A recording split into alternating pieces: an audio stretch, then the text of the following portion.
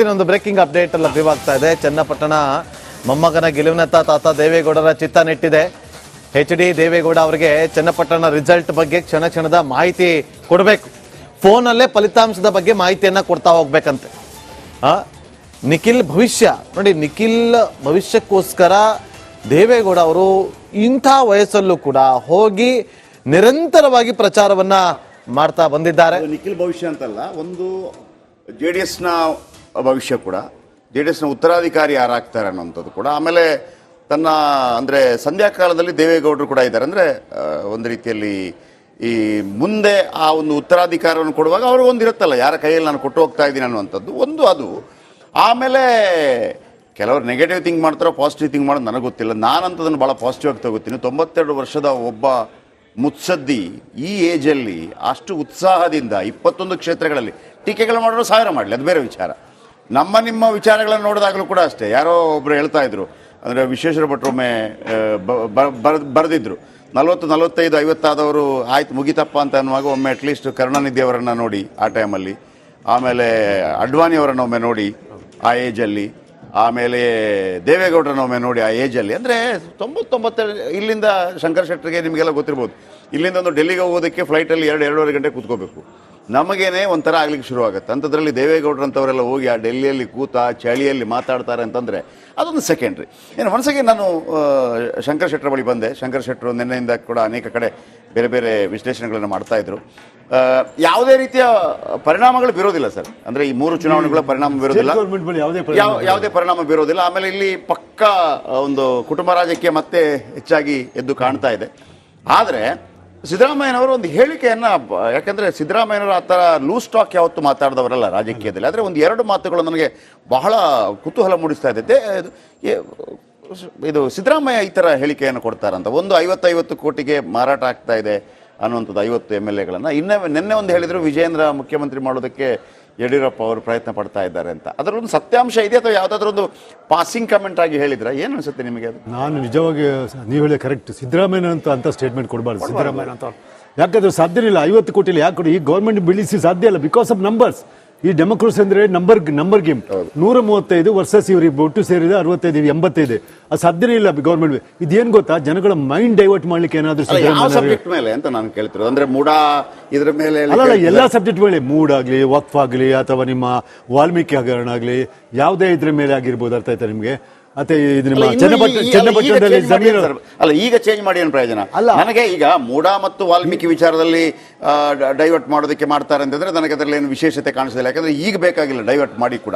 ಒಂದು ವೇಳೆ 3ರಲ್ಲಿ ಸೋತು ಆ ವಿಚಾರ ಏನಾದ್ರೂ ಅಲ್ಲಿಗೆ ಡೈವರ್ಟ್ ಆಗುತ್ತೆ ಅನ್ನೋದಕ್ಕೆ ಕಾರಣಕ್ಕಾಗಿ, ಇಲ್ಲ ನಮ್ಮ ಸರ್ಕಾರಕ್ಕೆ ಏನಾದ್ರೂ ಕಿರಿಕಿರಿ ಆಗುತ್ತೆ. ಈಗ ಇಶ್ಯೂ ಇರೋದು ಉಂಟಲ್ಲ ಜಯಪ್ರಕಾಶ್ ಅವರೇ, ಈಗ ಅದು ಮೂಡ ವಾಲ್ಮೀಕಿ ಫಾರ್ ದ ಟೈಮಿಂಗ್ ಇಲ್ಲ. ಈಗ ಇಶ್ಯೂ ಒಂದು ವಕ್ಫ್ ಕಾರಣ, ಮತ್ತೊಂದು ನೀವು ಪಡಿತರ ಚೀಟಿ ಉಂಟಲ್ಲ, BPL ಚೀಟಿ ವಡ್ರಾ ಮಾಡ್ತಾರೆ. ಸೊ ಆ ಕಮೆಂಟ್ಸ್ ಜನ ಭಾರಿ ಸೀರಿಯಸ್ ಬರ್ತದ, ಅದರ ಡೈವರ್ಟ್ ಮಾಡ್ಲಿಕ್ಕಾಗಿ ಅವ್ರು ಹೇಳ್ತಾ ಇದ್ದಾರೆ. ಆಕ್ಚುಲಿ ಅದಕ್ಕೆ ಸಾಧ್ಯನೇ ಇಲ್ಲ. ಮತ್ತೆ ಯಾಕೆ ಅಷ್ಟು ರಿಸ್ತೆಗಳಿಗೆ BJP ಅವರು ಹೋಗುದಿಲ್ಲ, BJP JDS ನವರು ಅದರಲ್ಲಿ ಅವರು ಸಫಲರೂ ಆಗುದಿಲ್ಲ. ಆ ರೀತಿ ಅವರು ನೀವು ಹೇಳಬೇಕು, ಅದು ಕರೆಕ್ಟ್. ಸಿದ್ದರಾಮಯ್ಯನವರು ಅಂತ ಮಾತಾಡಬಾರ್ದಿತ್ತು, ಯಾವುದೋ ಒಂದು MLA ಅಥವಾ ಯಾರಾದ್ರೂ ಮಾತ್ರ ಕರೆಕ್ಟ್ ಇತ್ತು. ಈಗ ನಾವು ಮೊನ್ನೆ ರವಿಗಣಿಗ ಒಂದು ಹೇಳುವಾಗ ನಾವೇ ಒಂದು ಸ್ಟೋರಿ ಮಾಡಿದ್ವಿ. ರವಿಗಣಿಗ 50 ಕೋಟಿಗೆ ಕೇಳ್ತಾ ಇದಾರೆ ಅಂತ ಹೇಳ್ತಾ ಇರೋದು, ಅಥವಾ ನಮ್ದು ಆಫರ್ ರೆಡಿ ಇದೆ ಅಂತ ಹೇಳ್ತಾ ಇರೋದಾ? ಅರ್ಥ ಆಗ್ತಾ ಇಲ್ಲ. ನಮ್ಮನ್ನು ಕರ್ಕೊಂಡೋಗಿ ಅಂತ ಹೇಳ್ತಾ ಇದಾರೆ ಅಂತ ನಾವೇ ಸುದ್ದಿ ಮಾಡಿದ್ವಿ. ಸರ್, ನಿಮ್ಗೆ ಅನ್ಸುತ್ತೆ, ನಿಮ್ಗೆ ಯಾವತ್ತು ಅನಿಸಿಲ್ವಾ? ಸಿದ್ದರಾಮಯ್ಯನವರು ಮಾತಾಡುವಾಗ ಪಾಲಿಟಿಕ್ಸ್ ಅವ್ರು ಏನು ಬೇಕಿದ್ರು ಮಾತಾಡ್ಕೊಳ್ಳಿ ಸರ್, ಅದು ಬೇರೆ. ಸಿದ್ದರಾಮುಲ್ಲಾ ಖಾನ್ ಅಂತ ಹೇಳ್ತಾರೆ, ಮತ್ತು ಅದು ಬೇರೆ, ಆಯ್ತಾ? ಆದರೆ ಲೂಸ್ ಟಾಕ್ ಯಾವತ್ತು ಮಾಡಿದವರಲ್ಲ ನೀವು. 50 ಕೋಟಿ ಸಿದ್ದರಾಮಯ್ಯನಂತವರು ಕೂಡ ಒಂದು MLA ತರ. ಆಮೇಲೆ ಅದು ಬಿಟ್ಟಾಕಿ ವಿಜಯೇಂದ್ರನ ಮುಖ್ಯಮಂತ್ರಿ ಮಾಡೋದಕ್ಕೆ ಯಡಿಯೂರಪ್ಪ ಪ್ರಯತ್ನ ಪಡ್ತಾ ಇದ್ದಾರೆ. ಆಮೇಲೆ 17 ಜನ ಅವತ್ತು ಬಂದ್ರಲ್ವಾ, ಅದು ಕೂಡ ಓನ್ಲಿ ಬಿಕಾಸ್ ಆಫ್ ಯಡಿಯೂರಪ್ಪನವರೊಬ್ಬರು ಇದ್ದಾರೆ ಅಂತ. ಒಬ್ಬ ನಾಯಕ ಇರಬೇಕಾಗತ್ತೆ ಅಲ್ಲಿ. ಸುಮ್ಮನೆ ಚುಂಬಕ ಶಕ್ತಿ ಯಾವುದು ಆಕರ್ಷಣೆ ಮಾಡೋದಿಲ್ಲ ಅಲ್ಲಿ. ನಾಯಕ ಬಿಡಿ, ಅಲ್ಲಿ ಒಂದು BJP ಅವರಿಗೆ ಹೋರಾಟ ಮಾಡಲಿಕ್ಕೆ ಮನೆ ಒಂದು 3 ಬಾಗಿಲಾಗಿದೆ ಅಲ್ಲಿ. ಅಂಥ ಸಂದರ್ಭದಲ್ಲಿ ನೀವು ಅದನ್ನು ಗಮನಿಸಿದ್ರೆ ನಿಮ್ಗೆ ಏನು ಅನಿಸ್ತು ಮೊನ್ನೆ ಸಿದ್ದರಾಮಯ್ಯನವರ ಸ್ಟೇಟ್ಮೆಂಟ್ ನೋಡಿದಾಗ?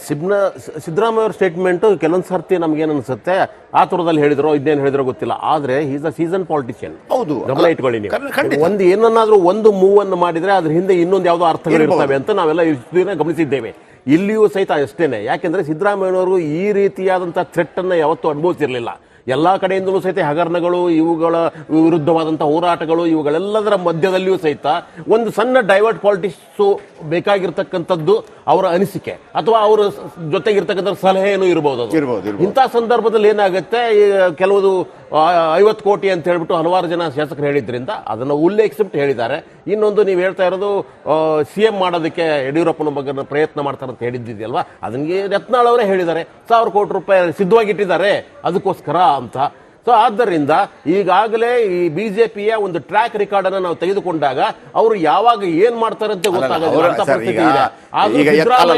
ಒಂದು ವಿಷಯ ಸರ್, ಈಗ ಯತ್ನಾಳ್ ಹೇಳ್ತಾರೆ ಮತ್ತೊಂದು ಹೇಳ್ತಾರೆ ಅಂತ ಹೇಳಿದ ತಕ್ಷಣ ಈಗ ನಾನೊಂದು ಮಾತು ಹೇಳ್ತೀನಿ ನಿಮ್ಮ ಹತ್ರ. ಈಗ ಈ ಒಂದು ವೇಳೆ ಗವರ್ಮೆಂಟ್ ಬೀಳಬೇಕಂದ್ರೂ ಕೂಡ 52 MLAಗಳು ರಾಜೀನಾಮೆ ಕೊಡಬೇಕು. ಯಾಕಂದ್ರೆ ಅವರ 86ಕ್ಕಿಂತ ಕಡಿಮೆ ಬರಬೇಕು ಅಲ್ವಾ ಸರ್?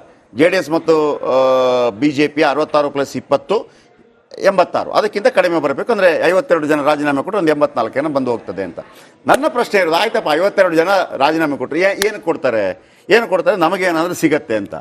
ಅಲ್ಲಿ ಮಂತ್ರಿ ಮಾಡ್ಲಿಕ್ಕೆ ಆಗೋದೇ 34 ಜನರನ್ನ, ಇನ್ಕ್ಲೂಡಿಂಗ್ ಮುಖ್ಯಮಂತ್ರಿ. BJP ಅವ್ರಿಗೊಂದು 50% ಆದ್ರೂ ಕೊಡ್ಬೇಕಲ್ಲ, ಉಳಿದ 14 ಜನ ಇವ್ರನ್ನ ತಂದ್ಕೊಳ್ಳಿ. ಏನಂತ ಬೇಕಲ್ಲ ಇದ್ರ ಬಗ್ಗೆ ಡಿಸ್ಕಷನ್ ಆಗತ್ತೆ. ಈ government very firm, very stable. CM change ಆಗೋದು, ಗವರ್ಮೆಂಟ್ ಚೇಂಜ್ ಆಗುತ್ತೆ. ಸ್ಪಷ್ಟವಾಗಿ ಹೇಳ್ತೇನೆ, CM ಬೇಕಾದ್ರೆ ಮುಂದಿನ ಚೇಂಜ್ ಗವರ್ಮೆಂಟ್ CM ಚೇಂಜ್ ಆಗೋ ಡೌಟ್. ಯಾಕಂದ್ರೆ ಬೇರೆ ಪಕ್ಷದಲ್ಲಿ ಏನಾದ್ರು ಬಿ ಟೀಮ್ ಮಾಡ್ಕೊಂಡು ಹೋಗ್ಬಿಡ್ತಾರ. ಯಾವ ಪಕ್ಷ ಏನು ಬಿಟ್ಟು ಇಲ್ಲ. ಇದು Siddaramaiah government will be very stable. ನಾನು ಹಲವಾರು ಬಾರಿ ಸರ್, ಯಾವುದೇ ಕಾರಣಕ್ಕೂ ಸರ್ಕಾರವನ್ನು ಅಲುಗಾಡಿಸೋಕ್ಕಾಗೋದಿಲ್ಲ, ಸಾಧ್ಯನೂ ಇಲ್ಲ ಅದು. ಆಮೇಲೆ ಅಲ್ಲಿ ಅಜಿತ್ ದಾದಾ ಪವಾರ್ ತರ ಆಗಿರ್ಬೋದು, ಮತ್ತೊಬ್ಬರಾಗಿರ್ಬೋದು, ಯಾರು ಏಕನಾಥ್ ಶಿಂದೆ ತರ ಸಾಧ್ಯನೇ ಇಲ್ಲ. ಇಲ್ಲಿ ಬೇರೆ ಒಂದೋ DK ಶಿವಕುಮಾರ್ ಹೋಗ್ಬೇಕು. DK ಶಿವಕುಮಾರ್ ಅಷ್ಟು ತಗೊಂಡು ಹೋಗೋ ಸಾಧ್ಯ ಇಲ್ಲ. DK ಶಿವಕುಮಾರ್ಗೂ ಸಾಧ್ಯ ಇಲ್ಲ. ಆದ್ರೆ ನಾನು ಯಾಕೆ ಗೊತ್ತಾ ಸರ್, ಇದನ್ನ ಯಾಕೆ ಹೇಳಿದೆ ಅಂತಂದ್ರೆ, ನೀವು ಚರ್ಚೆ ನಾನು ಖಂಡಿತವಾಗ್ಲೂ ಮಾಡ್ತಾ ಇರಲಿಲ್ಲ. ಇವರು ಕೂಡ ಹೇಳಿದ್ರು, ಸಿದ್ದರಾಮಯ್ಯನವರಂತದ್ದು ಹೇಳಿಕೆ ಕೊಡುವಾಗ ಈಗ ನಾವೊಂದು ಚರ್ಚೆಗೆ ಬರ್ಬೇಕಾಗುತ್ತೆ. ಅವ್ರು ಹೇಳಿದ್ರು ಅದರ ಹಿಂದೆ ಒಂದು ದಾಳ ಇರುತ್ತೆ. ಇದು ಏನಿಲ್ಲ, ಒಮ್ಮೆ ಗೊತ್ತಿಲ್ಲ, ಒಮ್ಮೆ ರಾಜಕಾರಣಿಗಳು ಸುಮ್ಮನೆ ಆದ್ರೂ ಬಿಟ್ಬಿಡ್ತಾರ ಅಂತ ಅನಿಸ್ತಾ ಇದೆ. ಡೈವರ್ಷನ್ ಪೊಟೆನ್ಷಿಯಲ್ ಅಷ್ಟೇ, ಮತ್ತೇನಿಲ್ಲ. ಓಕೆ, ಬನ್ನಿ ಸರ್. 3 ವಿಧಾನಸಭಾ ಚುನಾವಣೆ ಜೊತೆಗೆ ಅಲ್ಲಿ 2 ರಾಜ್ಯಗಳ ಬಗ್ಗೆ ಬರ್ತೀನಿ. ನಿಮಗೆ ಮುಂಬೈ ಬಗ್ಗೆ ತುಂಬಾ, ಅಂದ್ರೆ ಮಹಾರಾಷ್ಟ್ರದ ಬಗ್ಗೆ ನೀವೊಂದು ಮಾತನ್ನು ಹೇಳ್ತಾ ಇದ್ರಿ ನನಗೆ. 3ರಲ್ಲಿ ಒಂದು ಅಂಶ, ಹೇಗೆ ಬೆಂಗಳೂರಿಗೆ, ಇಡೀ ಕರ್ನಾಟಕದಲ್ಲಿ ಬೆಂಗಳೂರಿಗೆ 1 ರೂಪಾಯಿಯಲ್ಲಿ 60 ಪೈಸೆ ಇಲ್ಲಿಂದ ಹೋಗುತ್ತೋ ಹಾಗೇನೆ ಹೋಗುತ್ತೆ. ಆಮೇಲೆ ಇಡೀ ಭಾರತ ದೇಶದಲ್ಲಿ ಅತಿ ಹೆಚ್ಚು GST ಕಟ್ಟುವವರು ಕೂಡ, ಅಂದ್ರೆ ತಿಂಗಳಿಗೆ 35,000 ಕೋಟಿ ಸಮಥಿಂಗ್. 35, ನಾವು 11,000 ಕೋಟಿ, ಈಗ ಸ್ವಲ್ಪ ಜಾಸ್ತಿ ಆಗಿದೆ. ನಾವು 3ನೇ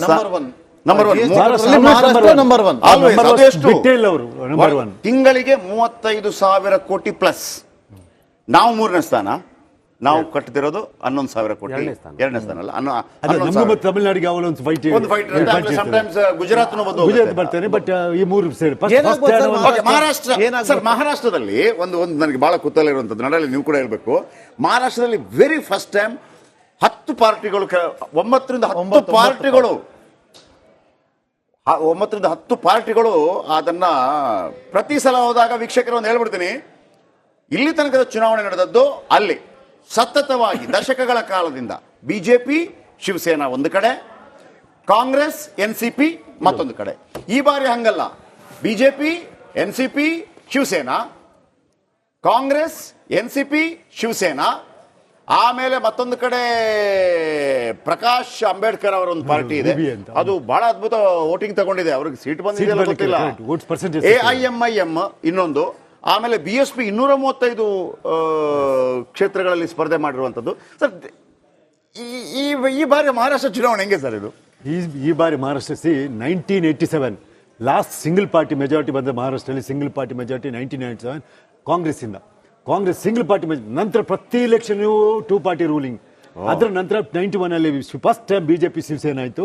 ನಂತರ 1 ಟರ್ಮ್ ಮಾತ್ರ ಮಾಡಿತ್ತು. ನಂತರ ಒಂದು 3 ಟರ್ಮು ಆಲ್ಮೋಸ್ಟ್ NCP ಕಾಂಗ್ರೆಸ್ ಇದ್ದು ಆಡಳಿತದಲ್ಲಿ. NCP ಕಾಂಗ್ರೆಸ್ ಒಂದು ಸೈಡಲ್ಲಿ ಇದ್ರೆ BJP ಶಿವಸೇನಾ ಇನ್ನೊಂದು ಕಡೆಯಲ್ಲಿ ಇತ್ತು ಆಕ್ಚುಲಿ.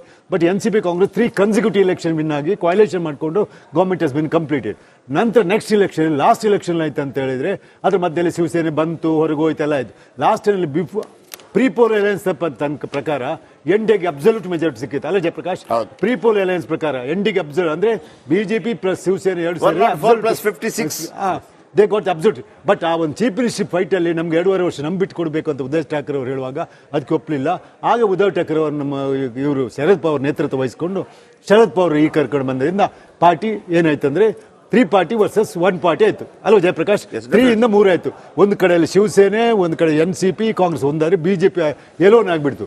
ಈ ಮಧ್ಯದಲ್ಲಿ BJP ಅವರು ಅವರದ್ದು ಆಪರೇಷನ್ ಶುರು ಮಾಡಿದ್ರು. ಫಸ್ಟ್ ಶಿವಸೇನೆಯನ್ನು ಮುರಿದ್ರು. ಶಿವಸೇನೆ ಮುಂದೆ ಎಲ್ಲಿ ತನಕ ನಾವೆಲ್ಲ ಲೆಕ್ಕ ಹಾಕಿದೆವು, ಎಷ್ಟು ಚಾಣಕ್ಯವಾಗಿ ನೀವು ಹೊಡೆದ್ರಂತೇಳಿ, ಏನಪ್ಪ ಫಡ್ನವೀಸೇ ಚೀಫ್ ಮಿನಿಸ್ಟರ್ ಆಗ್ತಾರೆ, ನೀವು ಡೆಪ್ಯೂಟಿ ಆಗಿ. ಬಟ್ ಯಾರಿಗೂ ಗೊತ್ತಿಲ್ಲ ಪ್ರೀ ಅಂಡರ್ಸ್ಟ್ಯಾಂಡಿಂಗ್ ಅದು. ನೋಡಪ್ಪ ನೀನು ಹೊಡ್ಕೊಂಡು ಬಾ, ನಿನ್ನನ್ನೇ CM ಮಾಡುವಂತ ಮಾತು ಕೊಟ್ಟು. ಇದು ಗೊತ್ತಿದೆ ಯಾರಿಗೆ? ಟಾಪ್ನವ್ರಿಗೆ. ಯಾರಿಗೆ? ಅಮಿತ್ ಶಾ, ಮೋದಿ ಇವರಿಗೂ. ಇವನ್ ಫಡ್ನವೀಸ್ಗೂ ಗೊತ್ತಿರ್ಲಿಕ್ಕಿಲ್ಲ ಅದು. ಫಡ್ನವೀಸಿಗೆ ಗೊತ್ತಿಲ್ಲ, ಇವನು ಸಿಂಧೆ ಗೊತ್ತಿದ್ದು. 3 ಜನ ಅಂತ ಇದ್ರಲ್ಲಿ ಗೊತ್ತಿದ್ದದು. ಬಾರಪ್ಪ ನೀನು ಹೊಡ್ಕೊಂಡು ಬಾ, ನಿನ್ನನ್ನೇ CM ಮಾಡ್ತೇವೆ ಅಂತ. ಇದು ಯಾರು ಯಾವ ಪಕ್ಷದ ಅಷ್ಟು ಸೀಕ್ರೆಟ್ ಆಗಿ ಇಟ್ಕೊಂಡಿದ್ರು. ನಾವೆಲ್ಲ ಲೆಕ್ಕ ಹಾಕಿದ್ದು ಫಡ್ನವೀಸ್ CM ಆಗ್ತಾರಂತ. ಓಕೆ, ನಾನು